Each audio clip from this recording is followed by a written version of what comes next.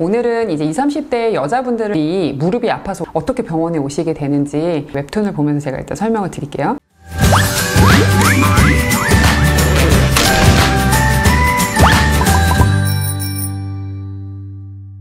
네, 안녕하세요. 콕선생님 김한희 원장입니다.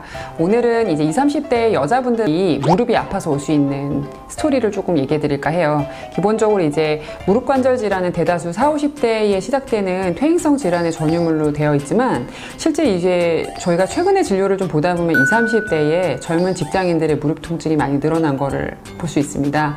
이건 저희가 이제 좀 이해하기 쉽게 저희 병원 웹툰이 있어요. 웹툰을 보면서 제가 일단 설명을 드릴게요. 좋아! 샐러드 한 그릇! 이걸로 오늘 식사는 끝! 잘하고 있어, 다람아! 벌써 3kg이나 빠졌다고! 며칠만 더 이렇게 먹으면 될 거야! 모두의 예상대로 괜찮지 않습니다. 다람이는 오늘도 역시나 나를 전혀 움직여주질 않네. 장기간의 운동 부족과 무리한 절식이 합쳐져 이연골 씨는 강도를 잃고 말랑말랑해진 상태입니다. 게다가 이연골 씨의 표면에는 이런 조그만 녀석들이 붙어 있는데요. 아직까지는 움직이지 않고 얌전히 잠들어 있습니다만 뭐지? 저희 병원 캐릭터인 염증이가 이제 조금 무릎을 좀 침범하기 시작했네요. 이게 원래 이제 연골이 좀 관절이나 근육이 없는 상태에서 이게 염증이 침범하기가 되게 쉬운 질환이거든요.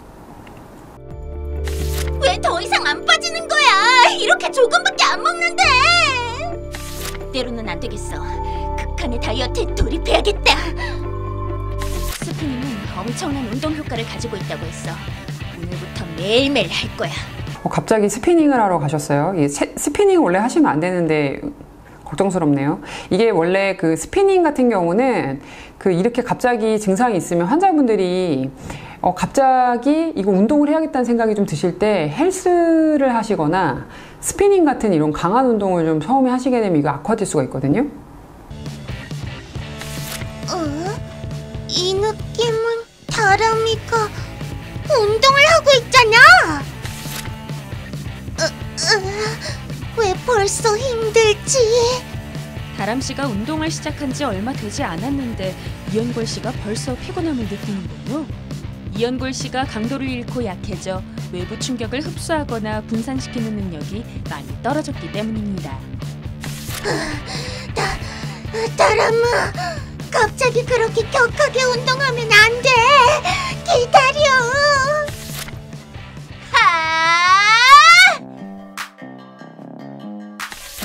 뭐야 너희들! 어떻게 갑자기 움직인 거지? 얼빵하게 생긴 멍청한 연골 녀석이로군. 이 녀석들은 연골 연화단이군요.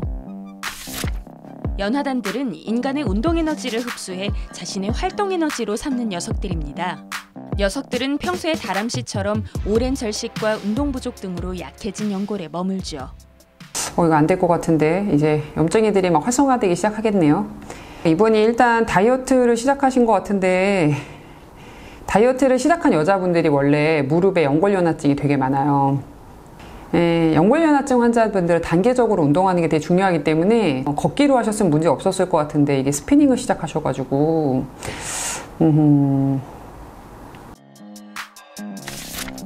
만약 적정 단계의 운동을 시행해 연골의 강도가 강해지면 슬금슬금 도망쳐버리는 찌질한 면모를 보이기도 하지만 연골이 약한 상태에서 갑자기 무리 단계 이상의 운동을 할 경우 충격을 흡수하는 능력이 떨어진 연골 때문에 무리한 운동 에너지가 그대로 녀석들에게 흡수되고 활동 에너지를 얻은 녀석들은 비로소 깨어나 약해진 연골에 깽판을 치기 시작하는 것입니다. 이런 식으로 말이죠. 고마워서 몸들 바를 모르겠구나. 허구한 날 풀떼기만 처먹다가 갑자기 무리한 운동을 해주다니. 녀석들은 연골을 흐물흐물하게 약화시켜 무릎을 움직일 때마다 엄청난 통증을 일으킵니다. 스피닝을 너무 많이 했나? 일단 집에 가야지. 아마 처음에는 좀 욱신거리기만 하셨을 거예요. 근데 이제 이분이 아마 앉아있을 때가 좀 많이 아프셨을 것 같습니다. 이게 되려 좀 특징적으로 걸으면 좀 나은데 앉아있거나 가만히 있을 때 아픈 특징적 소견이 있거든요.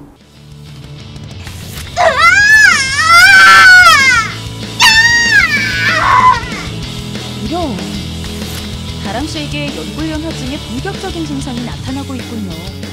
계단을 오르내릴 때, 무릎을 굽혔다 펼 때 손상된 연골이 충격을 받아 무릎 앞쪽에 뻐근한 통증이 나타납니다. 염증이들이 점점 커지면서 무릎 앞쪽에 무릎 통증을 계속 생기고 있어요. 아마 이제 이분 같은 경우는 아마 그 무릎 질환이 계속 악화되시면서 쪼그려 앉거나 불편한 증상이 무릎 관절염처럼 비슷하게 아마 오실 겁니다. 점점 더 흐물흐물해지고 있는 이연골 씨는 과연 본래의 강도를 되찾을 수 있을까요?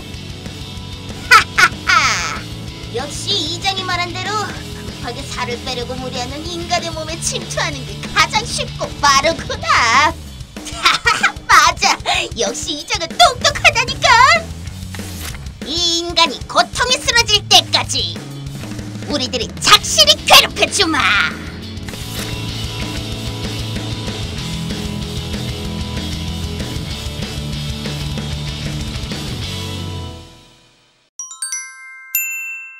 보통 오늘 저희가 이제 말씀드렸던 이 웹툰은 이제 연골연화증이 생길 때 보통 환자분들의 이제 의사결정에 대한 내용이에요. 이게 보통 이제 연골연화증이 생기면 무릎의 앞쪽 통증이 앉아있을 때 자꾸 지속적으로 욱신거리면서 아플 수 있고요.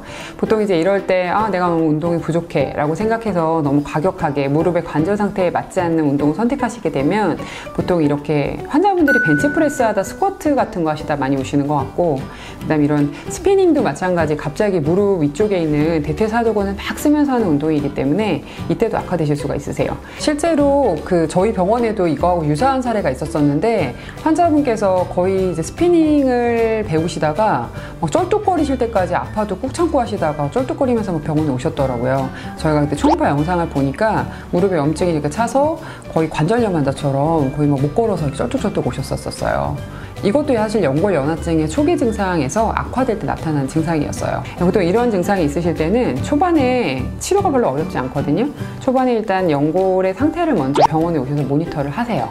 그 다음에 이제 저희가 영상을 확인하고 초기 증상이라고 생각이 들면 보통은 이제 물리치료를 처방하면서 이제 걷기 운동 처방을 냅니다. 그럼 보통 1, 2주 정도면 좋은 경과를 보이시는 분들이 10명 중에 거의 한 8, 9명이라고 보시면 돼요. 그 중에 한 명이 이제 치료해야 되는 환자인데 그 환자분들은 저희가 충격파라든지 이제 보통 그런 치료를 통해서 관절이 보통 회복되기 쉽게끔 일단 치료를 하는데요. 보통 그렇게 치료를 하실 때 어느 정도 안정 단계 들어간 다음에 그 다음에 이제 이런 스피닝 같은 걸 하셨으면 문제가 없었을 케이스인 것 같아요. 오늘은 일단 연골연화증이 보통 젊으신 분들 20, 30대 환자분들이 보통 어떻게 병원에 오시게 되는지 웹툰을 통해서 같이 봤는데요. 질환에 대한 부분은 보통 항상 징후가 먼저 있으니까 징후에 대한 정확한 진단을 후에 이제 원인에 맞게끔 치료를 하시는 것이 굉장히 중요하다고 할 수 있겠습니다. 지금까지 통증을 쉽게 설명해주는 콕 선생님 김한희 원장이었습니다. 감사합니다.